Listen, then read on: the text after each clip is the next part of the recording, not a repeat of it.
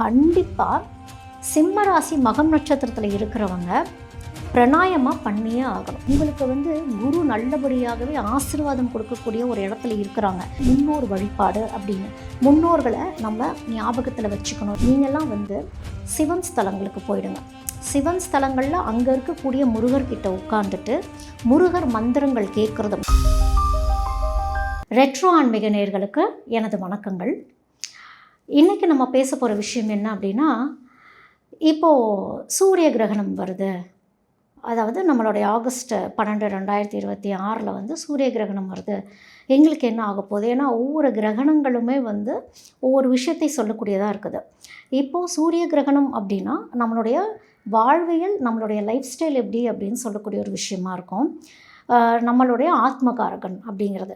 சந்திர கிரகணம் பார்க்குறப்போ நம்மளுடைய மனோகாரகன், நம்மளுடைய மனநிலைமைகளை சொல்லக்கூடியது அப்படிங்கிறது.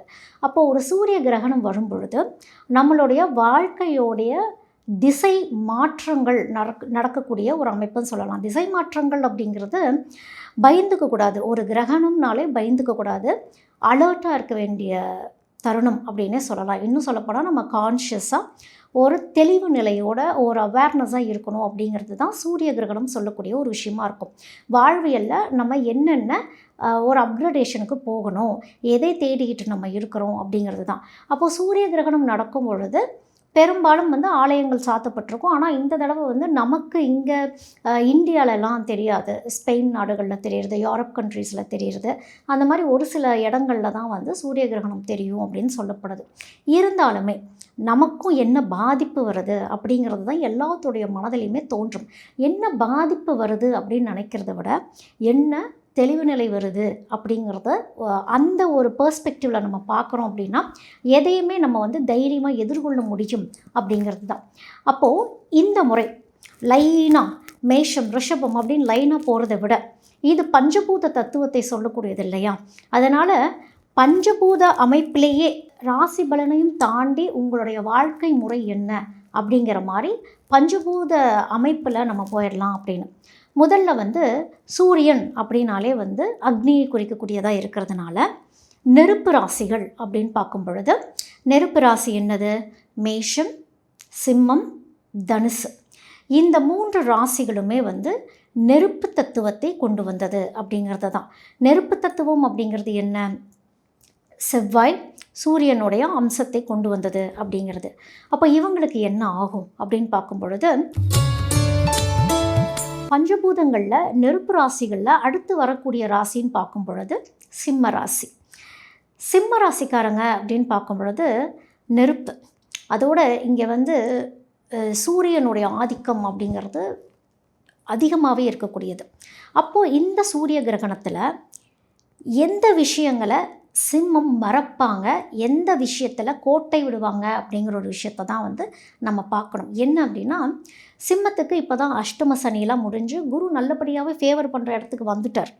சிம்மத்தில் இருக்கவங்களுக்கு எதை ஃபோக்கஸ் பண்ணணும் சிம்மத்தில் இருக்கவங்கன்னு பார்க்கும் பொழுது இதுலேயும் 3 நட்சத்திரங்கள் வருது அப்படின்னு பார்க்கும் பொழுது மகம், பூரம், உத்திரம், பாதம் 1 நட்சத்திரம் வருது. அப்படிங்கப்போ இப்போ மகம் நட்சத்திரத்தில் இருக்கிறவங்கலாம் அவங்களுடைய ஸ்கின்னை கொஞ்சம் பார்த்துக்கணும், லைஃப் ஸ்டைலை கொஞ்சம் பார்த்துக்கணும்னு ஒன்று இருக்குது. ஸ்கின்னில் டிஸ்கலரேஷன், அதாவது கலர் மாறி வர்றது, கழுத்து கருப்பாகிறது, இந்த மாதிரி உங்களுடைய ஹெல்த்தில் அப்படிங்கிறது உங்களுடைய ஸ்கின்னில் பிரதிபலிக்கக்கூடியதாக இருக்கும். அதுதான் சூரிய கிரகணங்களில் இந்த மாதிரி மாற்றங்கள் நம்மளுடைய உடலில் காட்டக்கூடியதாக இருக்கும். அப்போது உங்களுடைய வாழ்க்கை செல்லக்கூடிய திசை எதை நோக்கி போய்கிட்டு இருக்குது அப்படிங்கிறப்போ உங்களுடைய லைஃப் ஸ்டைல் எதை நோக்கி போயிட்டுருக்குது, உங்களை நீங்களே செல்ஃப் கேர் பண்ணிக்கிறீங்களா அப்படிங்கிறது தான். நிறைய டிப்ரெஷன்ஸ் இருந்துக்கிட்டே இருக்கும், எமோஷன்ஸ் நிறைய சப்ரெஸ் பண்ணிகிட்டே இருக்கிற மாதிரியே இருக்கும். மனசில் ஒன்று நினைப்பீங்க, வெளிப்படையாக ஒன்று சொல்ல முடியாது. நீங்கள் எமோஷன்ஸை சப்ரெஸ் பண்ண என்ன ஆகும் அப்படின்னா நம்மளுடைய கட் ஹெல்த்துன்னு ஒன்று இருக்குல்ல, நம்மளுடைய பிரெயின்லேருந்து அப்படியே நம்மளுடைய செகண்ட் பிரெயின் நம்மளுடைய கட் ஹெல்த்து, நம்மளுடைய கட் ஹெல்த்து போய் என்ன பண்ணும், நம்மளுடைய ஒவ்வொரு ஆர்கன்ஸையாக ஸ்லோ டவுன் பண்ண வைக்கும், சோம்பேறித்தனமாக்கும், அதோடைய ஃபங்க்ஷனாலிட்டியை கொஞ்சம் தாமதப்படுத்தும் அப்படிங்கிறது தான். வீக் அப்படின்னு நான் சொல்ல வரல, தாமதப்படுத்தக்கூடிய அமைப்பு. அப்போ உங்களுக்கே எப்படி இருக்குன்னா, சம்டைம்ஸ் வாழ்க்கையில் சலிப்பு தட்டுற மாதிரியே இருக்கும். திடீர்னு ஒரு ஃபோக்கஸ் வரும், அது அப்படியே பாதியில் விடுற மாதிரி இருக்கும். அப்போது எதை நீங்கள் மெயினாக கவனிக்கணும் அப்படின்னா, உங்களுடைய தூக்கத்தையும் உங்களுடைய வாழ்க்கை முறையும் கவனிச்சுக்கணும் அப்படிங்கிறது தான். கண்டிப்பாக சிம்ம ராசி மகம் நட்சத்திரத்தில் இருக்கிறவங்க பிராணாயமாக பண்ணியே ஆகணும்.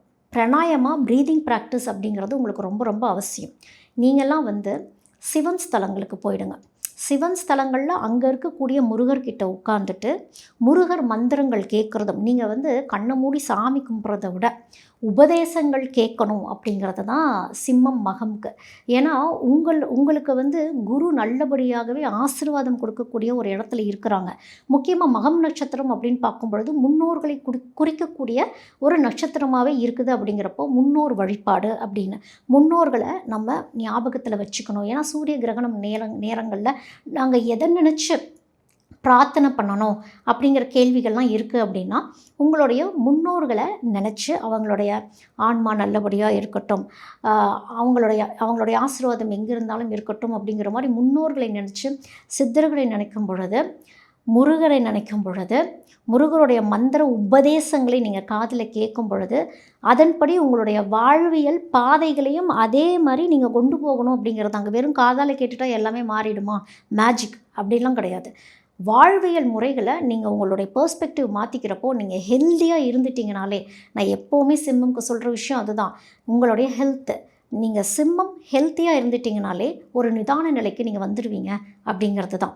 இப்போ சிம்மம் பூரம் நட்சத்திரத்தை எடுத்துக்கிறோம் அப்படின்னா, இவங்களுக்கு என்ன அப்படின்னா, ஒரு ஓவர் கான்ஃபிடென்ஸ் இருக்கக்கூடிய ஒரு அமைப்பு. திடீர்னு லைட்டாக ஒரு ஈகோ எட்டி பார்க்குற மாதிரி சில விஷயங்கள், நான் ஏன் லிசன் பண்ணணும் அப்படிங்கிறது.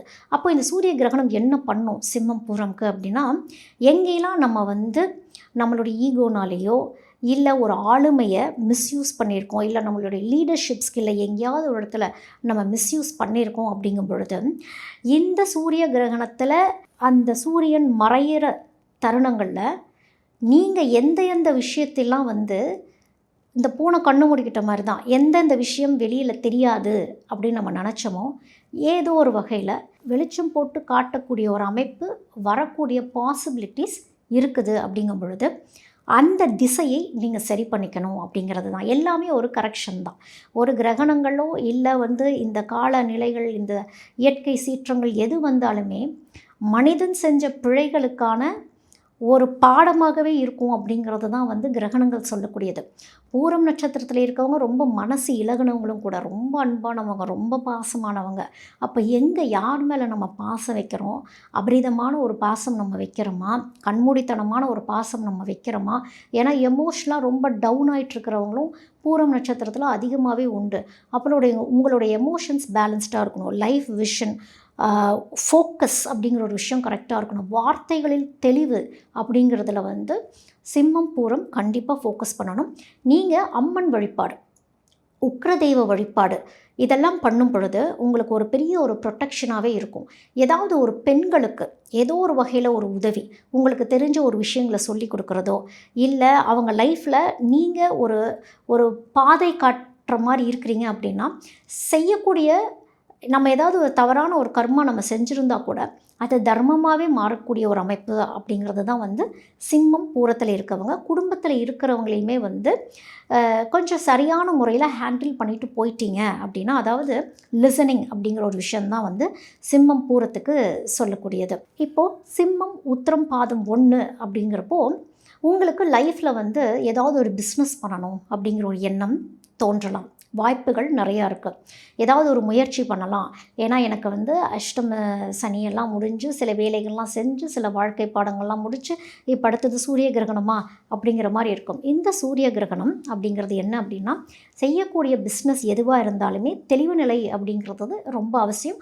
கண்டிப்பாக உத்திரம் நட்சத்திர பாதம் 1 இருக்கிறவங்களுக்கு ஒரு செழிப்பான நிலையை நோக்கி போகக்கூடிய ஒரு அமைப்பு அப்படிங்கிறதே அதிகமாகவே இருக்குது. ஏன்னா அது சூரியனுடைய நட்சத்திரமும் கூட உத்திரம். எங்கேயாவது ஒரு கரெக்ஷன் பண்ணுற மாதிரி இருக்குது. கரெக்ஷனுங்கிறது என்னது? அவசரப்படக்கூடாது அப்படிங்கிறது தான் உத்திரம். இந்த உத்திரம் நட்சத்திரத்தில் இருக்கிறவங்க திடீர்னு ஒரு எக்ஸைட்மெண்ட்குள்ளே போயிடுவாங்க. அந்த எக்ஸைட்மெண்ட்குள்ளே போயிட்டு யோசிக்க மாட்டாங்க. யோசிக்காமல் ஸ்டார்ட் பண்ணிடுவாங்க. ஸ்டார்ட் பண்ணிவிட்டு அப்புறம் இது கரெக்டா தப்பா அப்படின்னு ஒரு குழப்ப நிலைக்கு போயிடுவாங்க. அதனால் நீங்கள் சூஸ் பண்ணக்கூடிய திசை, நீங்கள் யார் கூட சேர்றீங்க, பார்ட்னர்ஷிப், இது எல்லா விஷயங்களையுமே நீங்கள் கொஞ்சம் கவனம் செலுத்தும் பொழுது செய்யக்கூடிய செயல் சுபமாகவே இருக்கும் அப்படிங்கிறது தான். உத்திர நட்சத்திரத்தில் இருக்கக்கூடியவங்க அதிகமாக சூரியனார் கோயிலுக்கு போய் வழிபாடு பண்ணுறது அப்படிங்கிறது ஒரு தெளிவு நிலையை கொடுக்கக்கூடியதாகவே இருக்கும். முடிஞ்ச அளவுக்கு காலையில் சூரிய நமஸ்காரம் பண்ணுறதுக்கு முயற்சி பண்ணுங்கள். எல்லா நாளும் எங்களால் சூரிய நமஸ்காரம் பண்ண முடியலன்னா அப்படின்னா கூட ஒரு ஞாயிற்றுக்கிழமையாவது காலையில் 7 மணிக்குள்ளார, ஞாயிற்றுக்கிழமை தாங்க நாங்கள் தூங்கவே செய்வோம் அப்படிங்கிறது இல்லை, வாழ்க்கையில் சில நம்மளுடைய வாழ்க்கையில் மாற்றங்கள் வரக்கும், நம்மளுடைய திசை சரியான முறையில் போகிறதுக்கும் சூரியன் ஒரு பெரிய வழிகாட்டியாகவே இருப்பார் அப்படிங்கிறது தான். அப்போ நீங்கள்லாம் சூரியனார் வழிபாடு, சூரிய நமஸ்காரம்லாம் பண்ணும் பொழுது வாழ்க்கை ஒரு சுபிக்ஷத்தை நோக்கி போகக்கூடியதாகவே இருக்கும். எத்தனையோ கோடி ஜென்மாவிலே புண்ணியம் செய்தால்தான் வாய் முருகான்னு சொல்ல வருமா? சிவன், பிரம்மா, மகாவிஷ்ணு, அம்மன், பெருமாள், விநாயகர் நிறைய சொல்கிறீங்கல்ல. ஆனால் இவங்க எல்லாருமே என்ன சொல்லுவோம்? இந்து கடவுள்னு சொல்லுவோம். ஆனால் ஒரே ஒரு கடவுளை மட்டும்தான் தமிழ் கடவுள்னு சொல்கிறோம். இதுலேயே தெரிஞ்சுக்கலாம் முருகருடைய சிறப்பு என்னன்னு. நான் என்னையா தப்பு பண்ணேன்? எனக்கு தெரியல உன்னை பற்றி, அதுக்காக எனக்கு இவ்வளோ பெரிய தண்டனை கொடுத்தியா நீ? ஓன்னு அழறேன். உலகளந்த பெருமாள்னு கேள்விப்பட்டிருக்கோம். யாரை சொல்லுவா? பெருமாளை சொல்லுவார். ஆனால் முருகப்பெருமான் இரண்டாவது முகமாக பூமிக்கும் வானத்திற்கும் காட்சி கொடுக்கக்கூடிய முருகன் இரண்டாவது முகம் வாமதேவ முகம்னு பேரு. உங்களுக்கு ஒரு கஷ்டம் வந்துருச்சு, என்ன பண்ணுவீங்க? முருகன்னா சொல்லுவீங்க, ஐயோ முருகா என்னை எப்போ காப்பாத்துவ? எனக்கு யாசகம் போட்டுட்டு போனாங்க. நான் யாசகம் வாங்க போன இடத்துல உட்கார்ந்தேன்னு கூட எனக்கு தெரியாது. அதாவது சொல்லுவாங்க, செவ்வாய் வெறுவாய் அல்ல, முருகனை நினைத்தால். முருகா என்ற ஒத்த சொல்லுக்கு, அந்த ஒத்த மந்திரத்திற்கு அங்கே வருவாய் மட்டுமே இருக்கும்.